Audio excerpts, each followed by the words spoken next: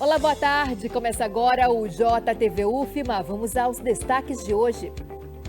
Em menos de 24 horas, esgotam as vacinas contra a dengue na rede municipal de São Luís. Rodoviários do transporte semiurbano entram em greve na Grande Ilha. Maranhão é o terceiro estado do ranking nacional de conflitos no campo. Aberta a 5ª Conferência Estadual dos Direitos da Pessoa com Deficiência, aqui na UFMA. Conheça os alimentos que ajudam a aumentar a imunidade para evitar a gripe. E UFMA lança a cartilha bilíngue com informações sobre saúde para as comunidades indígenas, quilombolas e rurais. Esse é o nosso assunto do quadro Sala de Entrevista. Nosso telejornal está no ar.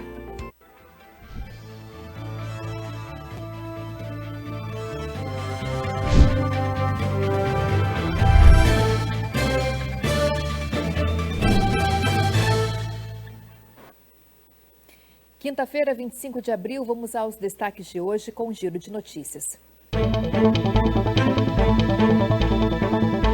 As doses da vacina contra a dengue para pessoas de 4 a 59 anos já acabaram, de acordo com a Secretaria Municipal de Saúde de São Luís. O anúncio foi feito no final da tarde de ontem. A medida era somente enquanto durasse o estoque do imunizante, que terminou em menos de 24 horas. O motivo era a proximidade do fim da validade das doses. Agora a vacinação volta ao público prioritário, que são pessoas de 10 a 14 anos. O governo federal divulga hoje os locais de prova do concurso público unificado. Os candidatos terão acesso a essa e outras informações no site de inscrição. A prova está marcada para acontecer no dia 5 de maio em 228 cidades do país. E começou o pagamento do 13º salário para aposentados e pensionistas do INSS. No mês passado, o governo federal antecipou a liberação do benefício, que geralmente é pago em agosto de cada ano. O pagamento é feito de acordo com o número final do NIS. A primeira parcela será liberada até o dia 8 de maio. Na manhã de hoje, na Grande Ilha, os trabalhadores do transporte público semiurbano iniciaram uma paralisação das atividades. O motivo é o atraso nos salários. Segundo o sindicato da categoria, havia um acordo para o pagamento até o último dia 20, o que não aconteceu. A população dos municípios de Raposa, Ribamar e Passo do Lumiar foram afetadas. A estimativa é que 300 veículos não estejam circulando. Em nota, a MOB, a Agência de Mobilidade e Serviços Públicos, disse que repassou o subsídio para as empresas de transporte e que elas são as responsáveis pelo pagamento dos funcionários. Já o Sindicato das Empresas entrou com uma ação na Justiça acusando a greve de ilegalidade. O SET afirma que não houve um comunicado com 72 horas de antecedência. Foi aberta a 5ª Conferência Estadual dos Direitos da Pessoa com Deficiência. E a conferência começou ontem, quarta-feira, 4, dia em que a comunidade surda celebrou o Dia Nacional da Libras. Reafirmar a importância de pautas específicas e a busca por inclusão são os principais assuntos debatidos durante a 5ª Conferência Estadual dos Direitos da Pessoa com Deficiência. O evento acontece na Universidade Federal do Maranhão, instituição que dialoga com o público-alvo da conferência para a construção de um plano de metas que torne a UFMA mais inclusiva. A gente entende que a construção de um plano de acessibilidade ela não pode partir somente da questão teórica, ela precisa partir exatamente da escuta, que também passa exatamente por esse encontro hoje, né? Ela vai partir da escuta do público-alvo. Os debates ocorrem durante 3 dias e serão propostos a partir de 5 eixos. São eles: estratégias para manter e aprimorar o controle social, assegurada a participação das pessoas com deficiência, garantia do acesso das pessoas com deficiência às políticas públicas, financiamento das políticas públicas da pessoa com deficiência, direito e acessibilidade e desafios para a comunicação universal. De acordo com o presidente do Conselho Estadual dos Direitos da Pessoa com Deficiência, o momento marca a retomada de um olhar mais sensível à comunidade. Agora a gente está tendo a oportunidade, nesse momento, nesse instante, de estar reconstruindo. Na verdade, desde o ano passado que a gente vem fazendo essa reconstrução dentro do Estado. O Conselho Estadual ele tem a prerrogativa de fomentar a criação de conselhos e a fortalecimento dos conselhos já criados, que hoje são 38 conselhos criados dentro do Estado do Maranhão. Estiveram presentes no evento o ministro de Direitos Humanos, Silvio Almeida, o governador do Maranhão, Carlos Brandão, o vice-governador Felipe Camarão e diversas autoridades da sociedade civil. Na oportunidade, o governo estadual aderiu ao novo plano Viver Sem Limite, que garante a implementação de políticas públicas voltadas para pessoas com deficiência. O plano do governo Lula, do presidente Lula, do governo federal, da União, do Brasil, e que só pode acontecer com atos como o de hoje, em que a União, o governo federal, junto com o governo do Maranhão, se unem para fazer esse plano um plano de alcance nacional. O Maranhão já tem iniciativas nessa área, já tem políticas importantes. O que nós vimos aqui é fazer essa integração, né, desse propósito de defender os direitos humanos das pessoas com deficiência. Vamos ter aqui um grande debate, certo? Com a participação dos conselhos, das autoridades políticas, em especial das pessoas com deficiência. O importante é que a gente venha aprimorar a nossa política para os direitos das pessoas com deficiência. Então, acredito que vai ser um debate muito importante, um debate produtivo. Então, só reforçando que a conferência acontece até amanhã, dia 26, no Centro Pedagógico Paulo Freire. Vamos mudar de assunto agora. O Maranhão é o terceiro estado no ranking nacional de conflitos no campo, segundo dados da Comissão Pastoral da Terra. E quem tem mais informações para a gente é a repórter Luciana Rodrigues. Boa tarde, Luciana. Olá, boa tarde a todos que acompanham o JTV UFMA. Um ranking nada agradável, um terceiro lugar que com certeza o estado não gostaria de ocupar. O Maranhão perde apenas para os estados da Bahia e do Pará. Foram 206 registros de ocorrências relacionadas a conflitos no campo, sendo 170 mais diretamente relacionados a conflitos ligados à terra, 13 relacionados a trabalho em situação análoga à escravidão, sendo 104 pessoas resgatadas e também 22 conflitos relacionados ao uso da água. Outra situação bem preocupante é que foram registradas 4 mortes. 4 mortes, sendo 2 de indígenas, uma de um funcionário público e uma de um quilombola. A 38ª edição do relatório da Comissão Pastoral da Terra também mostra que a identidade coletiva mais afetada foram os quilombolas, com 52 ocorrências. Situação recorrente, o Maranhão acaba aparecendo com frequência nesses rankings, sempre em destaque em relação ao conflito da terra e também em relação às mortes. Eu volto com você no estúdio. Obrigada, Luciana. A situação de abandono do Centro de Criatividade Odilo Costa Filho, na Praia Grande, reacendeu um alerta para a importância de cuidar do nosso centro histórico. Para ajudar nessa missão, a Fundação Municipal do Patrimônio Histórico lança hoje um manual de conservação do centro histórico. As ruas do Centro Histórico de São Luís são fontes de inspiração para artistas, moradores e turistas, mas falta preservação. Casarões com escoras, azulejos danificados. Ver esse lugar assim dói no coração de quem admira todo esse patrimônio. É tristeza a gente passeando aqui dentro do Centro Histórico, ver os casarões tudo se acabando, tá entendendo? Que isso é a riqueza do Centro Histórico, mas está sendo a tristeza. Lamentar não resolve. É preciso tomar providências e educar o olhar. A coleção O Patrimônio nas Escolas conta com 6 exemplares que valorizam o patrimônio material, a exemplo dos casarões, e o patrimônio imaterial, a exemplo das danças e culinárias típicas. A Camila Reis é autora do livro Presente da Jussara. Com a obra, ajuda a difundir a cultura do Maranhão.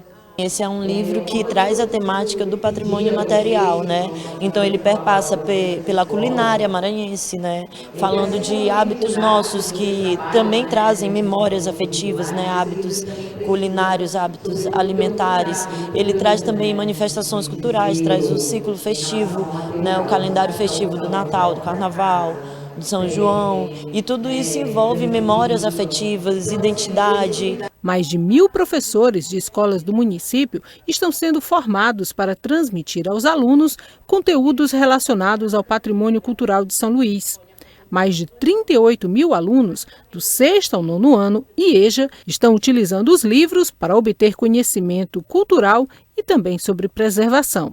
É preciso sensibilizar os mais jovens e as novas gerações, mas é preciso também informar a geração atual sobre direitos e deveres no uso desses espaços.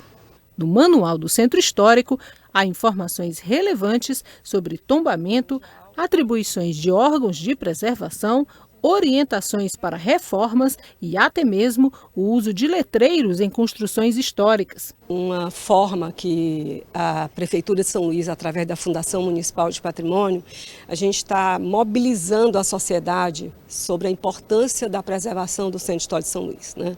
A gente sabe que o Centro Histórico de São Luís ele é um patrimônio mundial, né? Foi declarado pela Unesco Patrimônio Mundial há 26 anos, mas apesar de todos os esforços, esse centro histórico ainda não tem sustentabilidade e os problemas tanto de segurança, problema de iluminação, problema do lixo, problema de imóveis abandonados, imóveis invadidos com pessoas em condições de risco social, a fragilidade também de muitas pessoas usuários de droga, pessoas em fragilidade social no centro histórico. Então, nesse esforço de tentar conscientizar, sensibilizar todos, né, que se unam, como diz a Constituição, a preservação do patrimônio é dever de todos. Não é só apenas dos órgãos de governo, seja órgão de preservação, mas também da sociedade, que tem que se organizar e defender esse patrimônio. Esse patrimônio é importante? É importante por quê? É importante para quem? Esse manual visa isso. Neste primeiro momento, todos os proprietários e locatários de imóveis situados na área de tombamento federal e inscrita na Unesco como Patrimônio Mundial vão receber exemplares. São cerca de 1.335 imóveis, então todos irão receber. Sejam eles repartições públicas, sejam eles comércios, serviços ou moradia. A outra área, que é a de tombamento estadual, vai receber na segunda etapa. Primeiro vamos fazer essa e quem vai entregar? Quem vai entregar são 50 alunos voluntários, com a participação da Guarda Municipal, que vai dar o apoio. Esses 50 alunos são do curso de arquitetura da Universidade Estadual do Maranhão, que está dentro do Centro Histórico, e também do IFMA, que também está dentro do Centro Histórico, são os alunos de turismo do IFMA. Em uma segunda etapa, o Manual do Centro Histórico vai ser entregue em todos os imóveis situados na área de tombamento estadual. Esforços que unem gerações encantadas com a beleza cultural dessa cidade. O manual será lançado hoje, às 4 da tarde, no auditório da Faculdade de Arquitetura e Urbanismo da Universidade Estadual do Maranhão, a UEMA. A faculdade fica localizada na Rua da Estrela, centro de São Luís, e o evento é aberto ao público. E esse período chuvoso, às vezes sol de manhã e chuva intensa pela tarde, favorece o aumento de viroses, gripes, e uma das melhores formas de se proteger e até mesmo não acabar doente é melhorar o sistema imunológico. Isso pode ser feito de várias maneiras, mas a principal é com uma boa alimentação. E quem traz as informações agora para a gente é o repórter Robert Oliveira, que está com uma convidada. Para dar mais dicas, sobre essas outras alternativas, explicar um pouco mais sobre a importância do sistema imunológico, ao meu lado, a doutora Laís Dalacqua, que é médica nutróloga, vai explicar um pouquinho para a gente, Primeiro, boa tarde, eu queria que você explicasse quais as principais vitaminas, aquelas que ajudam a reforçar o sistema imunológico e em quais alimentos a gente consegue encontrar essas vitaminas. Boa tarde. Boa tarde, Robert. Boa tarde a todos. Realmente, né, quando a gente fala de imunidade, é um processo extremamente dinâmico no nosso organismo e nós precisamos estar com esse sistema imunológico forte. Para isso, precisamos das vitaminas, né, os nutrientes que têm uma relação direta nessa complexidade da nossa imunidade. Entre elas, podemos ressaltar a vitamina D, né, que na pandemia ficou super famosa, né, que é a vitamina do sol, que nesse período está um pouco mais difícil, né, por isso a importância realmente da gente ter já em dia, né, porque nesse período chuvoso, né, basicamente só na suplementação mesmo, além da vitamina D. A vitamina C, que é muito encontrada nos cítricos, né, também muito famosa durante a pandemia. O zinco, que é o nosso mineral, um dos mais responsáveis da parte do nosso sistema imune, né, que tem muito nas castanhas, nas oleaginosas, os mariscos, na carne vermelha, né. Então, além do zinco, nós também temos selênio, que outros minerais que também temos na castanha, a vitamina A dos vegetais laranjas. Além disso, também temos o ômega 3, né, que ajuda muito na melhora do nosso sistema antioxidante, junto com a vitamina C e a vitamina E, ou seja, nós temos uma infinidade de nutrientes. E aí, Laís, também agora, nesse período, está muito em voga, né, essa tendência dos shots de imunidade, que é uma das formas, né, de suplementar essa questão da vitamina no corpo. Explica um pouquinho melhor sobre o que são esses shots. Bom, os shots são algo comercialmente, né, que se viu muito pronto, né, uma das formas de suplementar esses nutrientes, que são pequenas porções, shots, né, então eu quero fazer um shot para melhorar a minha imunidade, então vou pegar um pouco de vitamina C, que vem do limão, da laranja, né, vou pegar um pouco de própolis, né, que também melhora essa parte imunológica, vou pegar um pouquinho de glutamina, que é um aminoácido que também ajuda nesse reparo intestinal, que é importante para a imunidade, então ficou muito famoso, né, esse é um dos, acho que o shot que a gente mais ouviu falar, que é limão, própolis e glutamina. Mas não é somente essa forma, né? A forma mais fácil, na verdade, de consumir nem são os shots, são as frutas, verduras, legumes. Então, uma alimentação diversificada, né? Comer a própria laranja, comer a própria acerola, que são alimentos ricos em vitamina C, vai ter até uma quantidade maior de nutrientes do que o próprio shot, né? E, além disso, hidratação adequada, sono adequado, redução do estresse também, que é muito importante, né? E trabalhar isso previamente para que todos esses nutrientes estejam em dia no nosso organismo para estar forte o suficiente para combater esses vírus, né? E também para se recuperar mais rápido, né? Que todo mundo aí está tendo contato com vários deles agora. A gente sabe que a alimentação é, de fato, o principal, digamos assim, né? A principal forma de reforçar esse sistema imunológico. Mas, às vezes, alguns alimentos, eles não é o suficiente, né, para muita gente. Então, tem aquela questão da suplementação. Explica um pouquinho mais para nós sobre essa situação, sobre essa questão. É verdade, muitas vezes, mesmo com uma dieta adequada, não conseguimos suplementar a necessidade do nosso organismo, seja por dificuldade de quantidade, seja por algum problema na absorção. E precisamos também suplementar, seja por cápsulas, seja até por algumas pessoas de forma injetável, e essa necessidade a gente precisa de uma consulta médica, dosar esses níveis adequados para ver a quantidade e a melhor forma de suplementação. E é muito importante a gente alertar para que o paciente não faça isso de forma voluntária, não vá na farmácia, compre um combo dessas vitaminas que a gente está falando aqui e comece a tomar, porque isso pode sim ser prejudicial à saúde e não benéfico, porque pode causar até uma intoxicação. Então é importante procurar um médico ou nutricionista para prescrever uma suplementação adequada que você precise. Então ficam as dicas para todo mundo. Ana, eu volto com você. Obrigada, Robert. Obrigada também a doutora Laís. Dicas muito importantes. Com o objetivo de fornecer suporte educacional a professores e agentes de saúde no trabalho, realizado pelo Núcleo de Extensão e Pesquisa com comunidades rurais, negras, quilombolas e indígenas, o Programa de Pós-Graduação em Saúde e Ambiente da UFMA, em parceria com a Unesco, desenvolveu cartilhas bilíngues que abordam temas relacionados à saúde. E esse é o nosso tema do quadro Sala de Entrevista, com a jornalista Luísa Rabelo.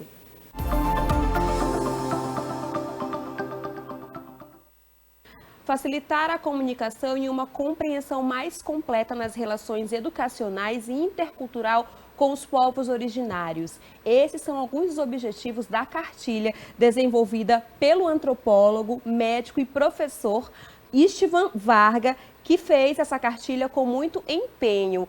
Boa tarde, professor. É um prazer recebê-lo aqui na nossa sala de entrevista. Boa tarde, o prazer é todo meu. Professor, a cartilha traz aí saúde como o tema central. A gente sabe, como eu falei agora, o senhor é médico, mas como foi a escolha para que a saúde fosse exatamente o tema dessas cartilhas? Bom, a escolha foi da própria Unesco, né, que é a Organização das Nações Unidas para Educação, Ciência e Cultura. E é uma estratégia. A Unesco, interessada que desde 2022 comemora-se a década dos povos indígenas. Então, a Unesco, interessada na preservação das culturas, línguas de povos indígenas, optou pela estratégia que eu achei muito conveniente, inteligente, de utilizar a saúde como fio condutor para a produção de cartilhas bilíngues, são várias cartilhas, né? Que por enquanto só tem 2 disponíveis no site da Unesco, mas haverá outras, né? Então a ideia é utilizar a saúde como tema gerador para oficinas realizadas com cada um desses povos, né? Em que se vai tanto registrar de maneira bilíngue, português e a língua de cada povo, aspectos da história, cultura e da saúde desses povos. Vamos lembrar que essas oficinas foram realizadas durante a pandemia de Covid-19, né? Então, daí a grande conveniência dessa estratégia. A ideia é que as cartilhas sirvam como material subsidiário, tanto para o trabalho dos professores indígenas em sala de aula, quanto para o trabalho dos agentes indígenas de saúde. É muito relevante a gente falar que o trabalho de pesquisa foi feito com uma relação muito próxima desses povos originários, certo, professor? Eu queria saber como é que as vozes e as perspectivas dessa comunidade foram ouvidas e refletem dentro dessas cartilhas. Bem, foi preparado um texto base, e foi minha incumbência, né, a preparação destes textos básicos, que para cada povo um texto diferente, com aspectos da história, da cultura de cada povo e com, como já mencionamos, né, descrições sobre a maneira ocidental de compreender o corpo humano, saúde, doença, de maneira que esse texto base interagisse com as concepções de cada povo durante as oficinas. Então, a partir desse texto base, que foi lido durante as oficinas, as pessoas presentes interagiram com ele, corrigiram, acrescentaram, modificaram conforme a sua compreensão do que seria mais conveniente colocar, né? E da mesma maneira se fez com as noções sobre corpo humano, saúde e doença, de maneira que se procurasse, no texto final das cartilhas, integrar tanto aspectos do conhecimento da nossa sociedade, do conhecimento formal, científico da nossa sociedade, quanto do conhecimento de cada uma dessas comunidades sobre todos esses assuntos. Vocês do projeto de pesquisas foram para essas comunidades? Quanto tempo vocês levaram desde a concepção até o resultado final dessas cartilhas? Bom, uma coisa foi o processo de preparação e realização das oficinas. Essas cartilhas estão sendo disponibilizadas desde o ano passado, quer dizer, as 2 primeiras foram disponibilizadas no site da Unesco desde o ano passado, mas elas ainda vão ser impressas, né? Então, nós estamos aguardando a impressão dessas cartilhas que já estão disponíveis no site da Unesco e de mais 2 que já estão prontas, estão na etapa de edição final, não é? E então fica difícil um pouco quantificar o tempo do processo todo, porque existe esse processo de edição e impressão sobre o qual eu não tenho nenhum domínio, né? Agora, da elaboração do texto, realização das oficinas, Foi mais ou menos um ano. Um ano, né? Durante a pandemia, como o senhor Durante bem. a pandemia. Professor, e aí as cartilhas são uma parceria da UFMA com a Unesco, certo? Eu queria saber qual é o impacto positivo que essas cartilhas trarão para dentro dessas comunidades. Bom, o impacto imediato na sala de aula, os professores indígenas vão poder utilizá-las como material para trabalhar com os seus alunos em sala de aula. As cartilhas, todas essas oficinas foram registradas em vídeo e fotografadas. Além disso, os indígenas participantes das oficinas elaboraram desenhos sobre os vários aspectos que estavam sendo trabalhados durante as oficinas. E as cartilhas incorporaram esses desenhos, né? Então é um material muito, muito interessante mesmo, né? Que além de servir de suporte para o trabalho do professor indígena em sala de aula, vão servir de suporte para o trabalho dos agentes indígenas de saúde também, no seu trabalho no âmbito aí do Distrito Sanitário Especial Indígena do Maranhão e no dia a dia das comunidades. Professor, para a gente finalizar, eu queria saber qual é a importância de apresentar informações de saúde na língua materna dos indígenas e o que isso propicia para a valorização desses povos. Nós sabemos da importância de preservação das línguas e das culturas indígenas, não é? Mas isso